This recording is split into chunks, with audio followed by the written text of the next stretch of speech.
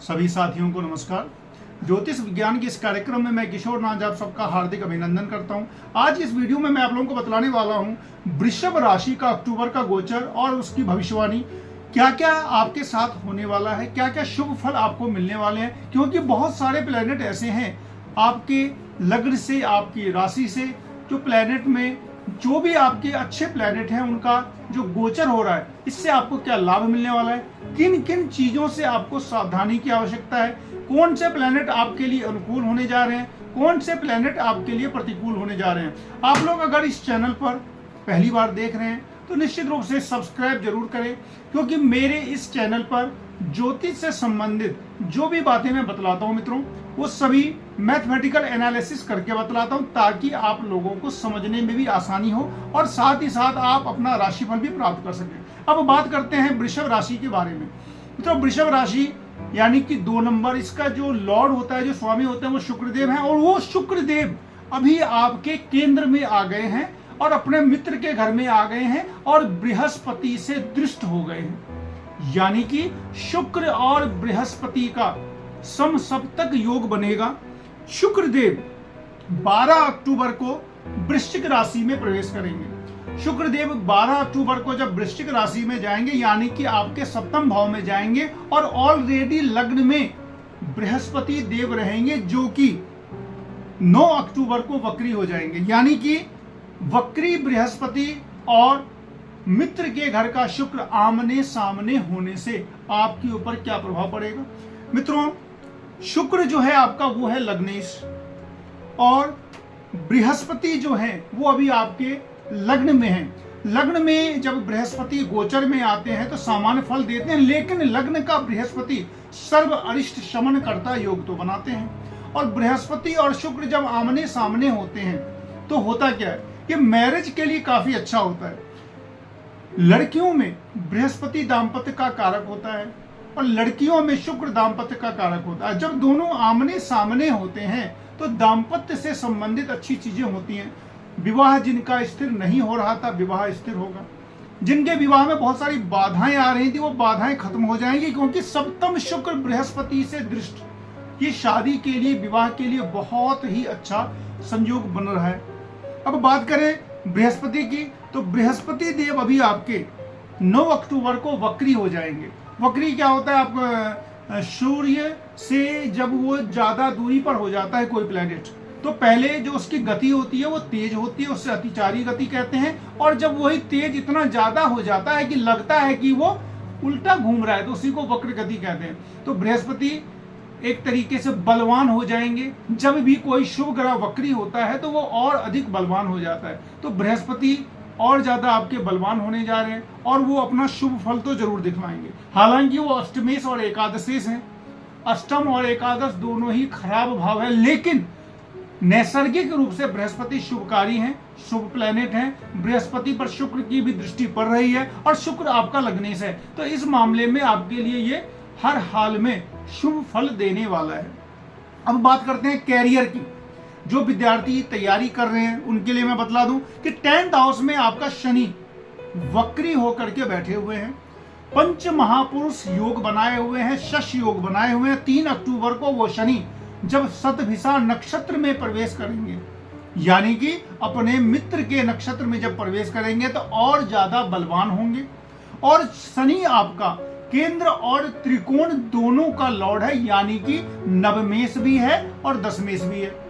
तो शनि जितना ज्यादा बलवान होगा वृषभ राशि वालों के लिए, उतना ज्यादा कैरियर के लिए अच्छा होता है। तो कैरियर के लिए अगर हम बोले तो शनि देव शतभिषा नक्षत्र में जाकर के आपके लिए और ज्यादा शुभकारी हो जाएंगे। केंद्र में बृहस्पति भी है, शुक्र भी है और शनि भी है। और शनि जो है राजयोग कारक हो गए और बृहस्पति और शुक्र आमने सामने हो गए। तो यहाँ पे ये होगा कि कैरियर से संबंधित आपको लाभ मिलेगा, किसी न किसी प्रकार की नौकरी में सफलता मिल सकती है और पदोन्नति हो सकती है। जिस काम के लिए आप प्रयासरत थे उस काम में आपको सफलता तो मिलकर रहेगी। अब बात करें मैरिड लाइफ की, तो जिनके मैरिज हो चुकी है उनके लिए भी बहुत अच्छा स्थिति बनेगा, क्योंकि बृहस्पति और शुक्र मैंने पहले भी बोला दाम्पत्य के कारक है, तो दोनों आमने सामने अच्छी स्थिति बनेगी। और जिनके मैरिज में अभी तक बाधाएं आई हुई थी तो वो बाधा भी अभी से लेकर के ये नवंबर तक 15 नवंबर आते आते सारी बाधाएं जो हैं वो दूर हो जाएगी। अब बात करें भाग्य की, तो केंद्र और त्रिकोण का जो मालिक है शनि, वो केंद्र में बैठा हुआ है। बृहस्पति और शुक्र केंद्र में बैठे हुए हैं। बुधादित्य योग लगा हुआ है। एकादश का राहु है। एकादश का राहु हमेशा शुभ फल देते हैं। बृहस्पति और शुक्र सम सप्तक योग में आ गए हैं। शनि ने पंच महापुरुष योग बना दिया है।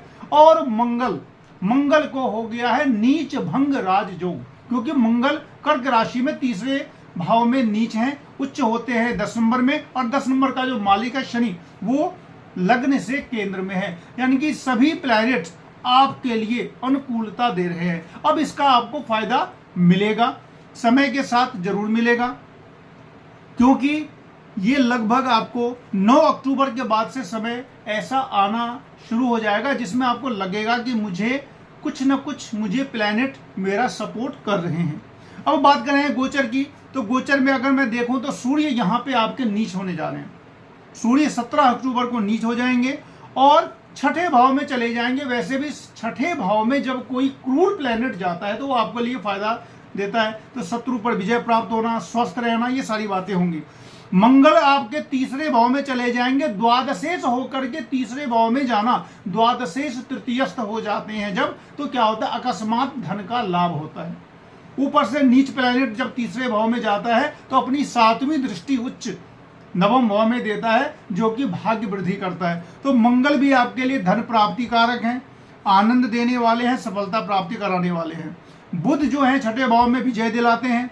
बृहस्पति केवल यहाँ पर शुक्र से दृष्ट हैं तो वहां पे अनुकूल हैं, लेकिन लग्न का बृहस्पति गोचर में बहुत अधिक शुभ फल तो नहीं देते हैं, लेकिन उनकी जो दृष्टि होती है आपके संतान भाव पर, बुद्धि भाव पर, आपके मैरिड लाइफ पर, आपके भाग्य भाव पर, तो वहां पर आपके लिए वो अच्छा है। लेकिन चूंकि लग्न में अकेला बृहस्पति, वो भी वक्री, तो आपको स्वास्थ्य के प्रति सचेत रहना चाहिए। शुक्र जब सप्तम भाव में जाते हैं तो वैसे गोचर में इनका जो प्रभाव है कभी कभी नकारात्मक प्रभाव भी आता है मैरिड लाइफ में, लेकिन बृहस्पति से दृष्ट होने के कारण नकारात्मक प्रभाव में कमी आएगी और मैरिड लाइफ अच्छी रहेगी। शनि आपका 10th हाउस में है। 10th हाउस में होने की वजह से एक तो ये पंच महापुरुष योग बना रहा है, रोचक शश योग बना रहा है। शश योग होने की वजह से आपको अपने कार्य में, रिजल्ट आने में, नौकरी में, प्रमोशन में आपको फायदा मिलेगा।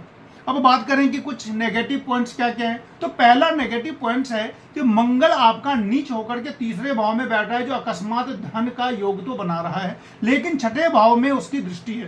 तो नीच मंगल की जब छठे भाव पर में दृष्टि बनती है, तो छठे भाव पे जब मंगल का दृष्टि पड़े या संबंध बने तो अकस्मात चोट लगना, दुर्घटना होने का संकेत होता है। तो मंगल के लिए आप थोड़ा सावधान रहें। अगर किसी की मंगल की दशा चल रही है और मंगल ऑलरेडी जन्मकालीन कुंडली में भी नीच है, तो आपको विशेष सावधानी रखनी चाहिए, हनुमान जी की आराधना करनी चाहिए।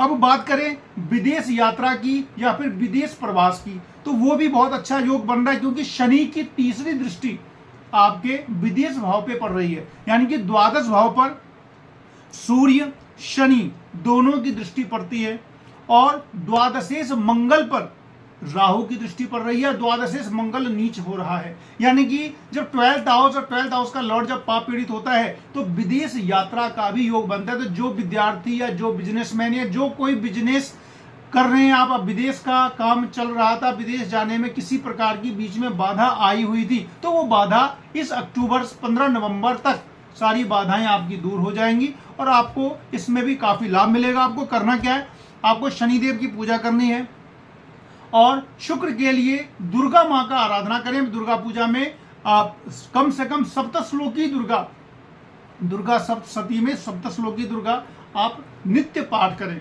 और दुर्गा जी का जो 32 नाम है उसको आप पाठ करें। निश्चित रूप से जो भी नेगेटिव फल जो अगर आ रहे हैं किसी प्लेनेट की वजह से, तो वो प्लेनेट आपके लिए शुभ फलदायी हो जाएंगे, आपको फायदा देने लगेंगे। राहु भी यहाँ पर एकादश का है। एकादश का जो राहु होता है वो बहुत अच्छा शुभ फल देने वाला होता है। हालांकि अगर आपके जन्मकालीन कुंडली में मंगल अगर खराब है और शनि अगर खराब है, मंगल और शनि की स्थिति अगर जन्मकालीन कुंडली में अगर अच्छी नहीं है, तो इसका प्रतिकूल प्रभाव आपको मिलेगा, जिसके लिए आपको हनुमान जी की आराधना करनी है, शनि देव की आराधना करनी है। मित्रों, लाइक शेयर सब्सक्राइब जरूर करें। मिलते हैं फिर अगले वीडियो में, तब तक के लिए नमस्कार।